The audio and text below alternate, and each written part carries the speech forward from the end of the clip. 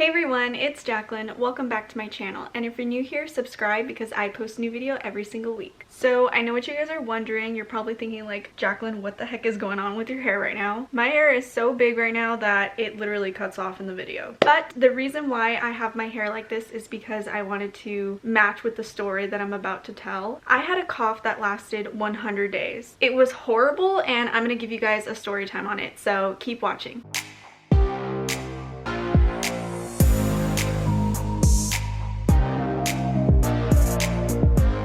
Okay, so for me to be more specific on what exactly I got, it's called pertussis, also known as whooping cough. It's usually common in babies, but it is possible for adults to get them. Google says that whooping cough, also called pertussis, is a highly contagious respiratory tract infection that is easily preventable by vaccine. Whooping cough is particularly dangerous for infants. And it also says that it is rare. Symptoms include coughing, nasal congestion, running nose, sneezing, fatigue, fever, episodes of no breathing, vomiting, or watery eyes. So I'm not too familiar with pertussis in babies, but I know that in a lot of cases it does cause death for babies because they can have a lot of episodes of coughing where they can't breathe. The reason why they call it whooping cough is because when you're coughing you make this whooping sound due to your throat being closed up, so you can like barely breathe. It's a very scary thing, but it also could have been preventable. This was before COVID, so I didn't take my sickness very seriously, and it became very dangerous to the point where I could have gone bronchitis. Okay, so how did this all start? It started when I went on a trip with dance team to the WCE dance competition. This was during my junior year of high school, so about 4 years ago. That's a really long time ago. I was really excited to go because I got to room with some of my dance teammates. All I really need to pack was some PJs and some cute clothes, but I was told that we were gonna do some shopping, we were gonna go out to eat. So I packed some cute clothes and some comfy clothes, but none of them were weather appropriate. It was gonna be really cold because it was right next to the beach, and I guess I just didn't check the weather. I don't know why I didn't do that. I always check the weather, but for some reason I didn't this time. So I packed like t-shirts, tank tops, jeans maybe, and I think I only packed like a thin sweater, not like a thick sweater, which is fine because I guess I could bear the cold, but little did I know that I was gonna get severely sick on this trip. If I would have known that, then I would have packed some thicker jackets. So anyway, I go on this trip and then I realized like, holy cow, it's so cold over here. I did not pack for this, but it was just kind of like funny at the moment, and I was just thinking like, okay, it's just for the weekend, I should be fine, I'll just suffer through the cold. And I was having a lot of fun with my roommates. We were just messing around, talking, laughing. And one of my dance team members, Analia, was sick. Now, just to clarify, this was definitely before COVID. I think this was 2018. So people getting sick was not a big deal. We would share straws, we would hug. No one really cared. No one took it seriously. So her being sick was not a big deal. I shared a bed with her. I didn't keep my distance, and if she coughed on me, I didn't really care. No one wore masks, and I knew I could possibly get sick from her, but getting sick again was not a big deal. I would think that I would only get sick for like a few days, just like a minor cough, and then it would go away. So throughout this trip, Analia was coughing a lot, and it wasn't really a big deal until she went to the restroom to go cough. And when she came back, she was like, guys, that was so scary. I literally could not breathe. And I remember we were just like, oh wow, that's so scary, and we just brushed it off. I don't know why we didn't take it seriously or why that didn't scare us, but for the time being, we were just kind of like, oh man, she was just coughing a lot. She probably just couldn't get enough air to like cough more, but she's fine. Little did we know that Analia at the time had pertussis, which is, by definition, as we just read, is extremely contagious. And I was sharing a bed with her, not keeping my distance. So it was only a matter of time until I got pertussis myself. And before you know it, the second day of the trip, I was already coughing. So I remember looking at Analia and I was like, dude, you got me sick, like this isn't fair, blah blah blah, but we were just laughing about it. And there were many things that I could have avoided to prevent myself from getting even more sick. Number one, we all went out for ice cream, and I agreed to go. I should not be eating something cold when I'm sick. I should be eating soup or tea, just something really warm. Number two, it was raining that day. Of course I'm gonna get more sick. I don't know why I would go out in the rain when I'm sick. That doesn't make any sense. Number three, I didn't have a thick enough jacket for how cold it was outside. So I was going out with no thick jacket while it was raining on my way to get ice cream.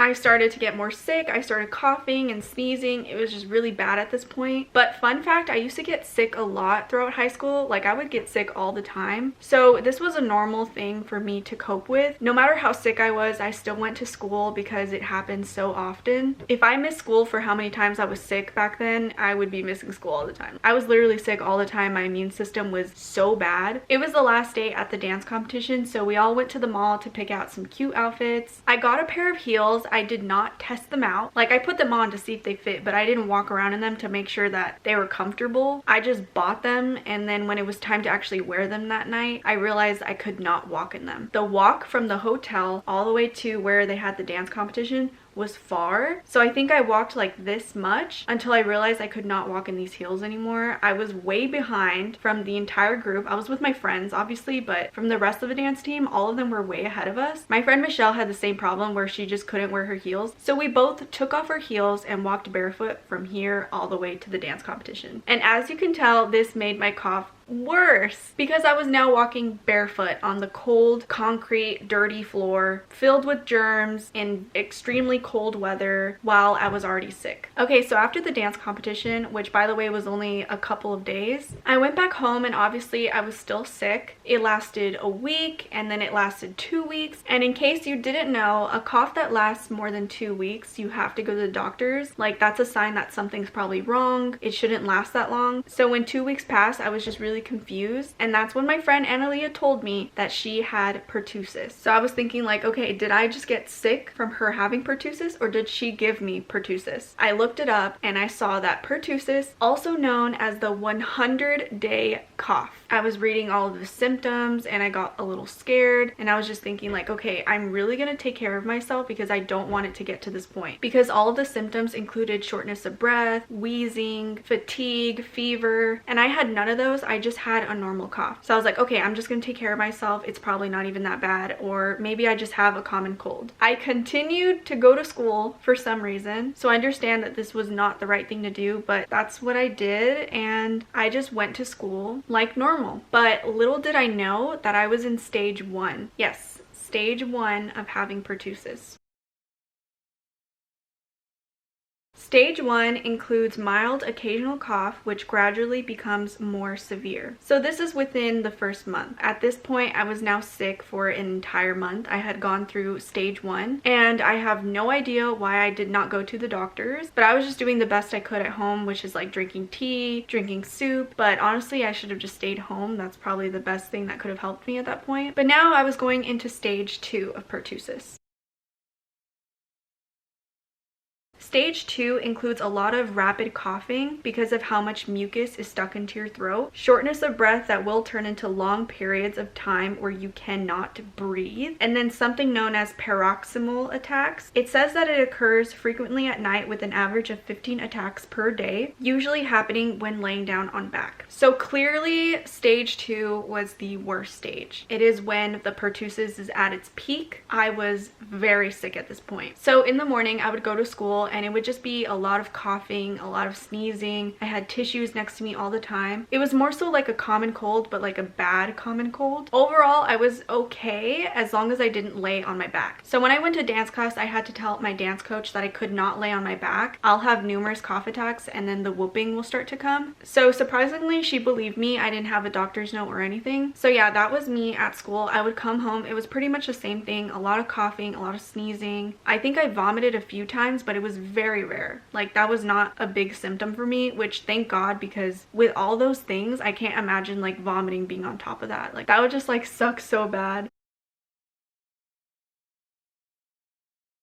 But my days weren't that bad. It was at night where all of my symptoms piled up into one ball and I just felt everything at once. I would try to lay down so I could be comfortable when I go to sleep, but it triggered my coughing, so I couldn't lay down. The entire stage 2, which I think lasted 3 weeks or a month, I could not lay down on my back. Ever. So if I wanted to go to sleep, I had to go to sleep sitting up, which I know doesn't sound bad, but it takes me forever to fall asleep. It's really hard for me to fall asleep when I'm really comfortable. So like just imagine me trying to sleep when I'm uncomfortable. It would just take me hours and hours to fall asleep. Now, let's say I were to lay on my back, which I did at the beginning because I didn't know that it triggered my coughing. This is what would happen. I would lay on my back, I would feel a lot of pressure in my chest, which would eventually make me cough. And then that cough would turn into another cough, and then all of a sudden I just can't stop coughing, and it goes on for minutes to the point where I can't breathe because there's just not enough air and it's blocking somewhere here. I don't really know the specific terms, but all I know is that my air hole went from like this to this. There was barely enough room for me to breathe. So I would cough, cough, cough, which is breathing out. And then by the time I needed to breathe in, I had nothing. So cough, cough, cough. And then I tried to breathe. And it sounded like that. I know it sounds weird and I feel weird doing it, but I just want you guys to know what the whooping sounded like. It's basically like when you have no air.